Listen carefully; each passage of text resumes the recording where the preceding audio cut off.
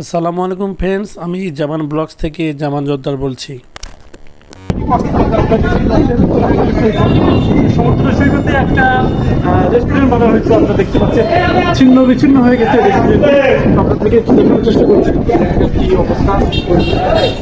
মূলত এই hotel and রেস্টুরেন্টটি opening হওয়ার পরেই 5ই আগস্টে কিছু সমস্যার জন্য এটার উপরে ঝড় বয়ে গেছে। আপনারা দেখতে পাচ্ছেন ছিন্ন বিচ্ছিন্ন হয়ে গেছে। এটা যখন ওপেনিং হয়েছিল আমার আসার খুব ইচ্ছে ছিল যে এতে যে দেখব, কিছু খাবার খাবো, কিন্তু সে ভাগ্য হলো না। আসার পরে দেখি এই অবস্থা। আপনাদেরকে একটু দেখানোর চেষ্টা করছি ভাঙ্গার পরে।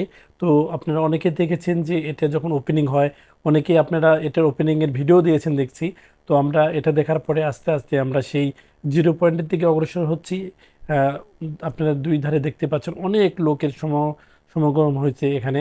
যে অনেক গরমের পরে একটু স্বস্তির জন্য একটু মানে পানির কাছে যাচ্ছে তার ঠান্ডা হওয়ার জন্য, এবং কেউ কেউ নৌকাতে ঘুরে বেড়াচ্ছে।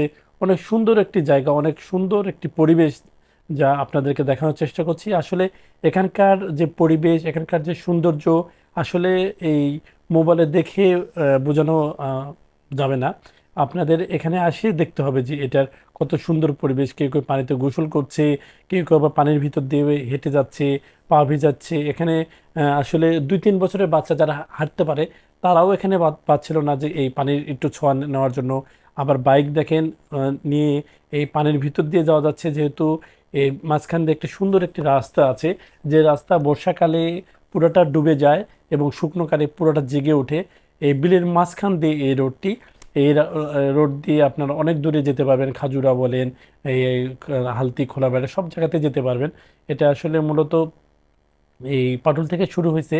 আমরাও একটু যাওয়ার চেষ্টা করছি। আপনারা দেখতে পাচ্ছেন অনেক সুন্দর একটি পরিবেশের মধ্যে দিয়ে আমরা আজকে বিকালটা পার করলাম, এবং আপনাদেরকে আসার জন্য আহ, বিনীতভাবে আহ্বান করছি যে এখানকার পরিবেশ দেখার জন্য, এখানকার ভিউ দেখার জন্য আপনাদেরকে আমাদের নাটোরের মিনি কক্সবাজার, যেখানে হাজার হাজার মানুষ আসে দেখার জন্য। অলরেডি আমরা জিরো পয়েন্টে চলে এসেছি। জিরো পয়েন্টে আসার পরে দেখি ভাইরে ভাই সেলফি আর ছবি তোলা নিয়ে ব্যস্ত হয়ে গেছে। আমরা কোথায় তুলবো এর ভিতরে, এই জন্য আমরা এখানে তুললাম না, জাস্ট ওদের ভিডিওই আমরা তুলে ধরার চেষ্টা করছি। দেখেন কে কীভাবে, কে কী মোশনে ছবি তোলার জন্য ব্যস্ত হয়ে গেছে। আপনারা দেখতে পাচ্ছেন মূলত আমি এখানে এই টিউবওয়েলের সঙ্গে 4টে মগ দিয়েছিলাম। এখনও মানুষ পানি খাচ্ছে। এটা দেখার পরে আমার অনেকটাই ভালো লাগলো, যে দেখি যে 4টে মগ দিয়েছিলাম, এখন মাত্র 2টা মগ আছে। আমি নেক্সট বারে যখন ওখানে যাব আমি আরও 4টে মগ দিয়ে দেবো ইনশাল্লাহ। তো মূলত জিরো পয়েন্টে আসার পরে এখানে একটি সুন্দর একটি সাঁকো দিয়ে একটি রেস্টুরেন্টে যাওয়া যায়, যেখানে আপনার কফি পাওয়া যায়। আমরা আসলে এখানে আসার পরে কফি না খেলে মনে হয় অনেকটাই অপূর্ণ থেকে যায়। এজন্য কফি খাওয়ার জন্য গুটি গুটি পায়ে সাঁকোর মধ্যে দিয়ে হেঁটে যাচ্ছে। অনেক সুন্দর একটি পরিবেশ, অনেক সুন্দর একটি জায়গা, অনেক সুন্দর একটি ভিউ। আসলে এটা আমার নাটোরের গর্ব আমি মনে করি যে এত সুন্দর একটি জায়গাতে আমার জন্ম হয়েছে।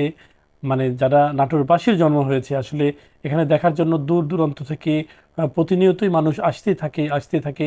এটার এক এক সময় এক একটা রূপ নেয় আসলে। মানে শীত বলেন, বর্ষা বলেন, গ্রীষ্ম বলেন। তো ফ্রেন্ডস, ভিডিওটা আজ এ পর্যন্ত থাকলো। আপনাদের অনেক মূল্যবান সময় নষ্ট করলাম। অবশ্যই ভিডিওটা দেখার পরে লাইক, শেয়ার, কমেন্ট করবেন। আমার ফেসবুক পেজে থাকবেন। আমার নতুন একটি ফেসবুক অ্যাড হয়েছে, আপনারা জানেন, জামান ব্লগস। আপনারা অবশ্যই এই পেজটিকে ফলো করে দিবেন। টাটা, বাই বাই, আল্লাহ হাফেজ।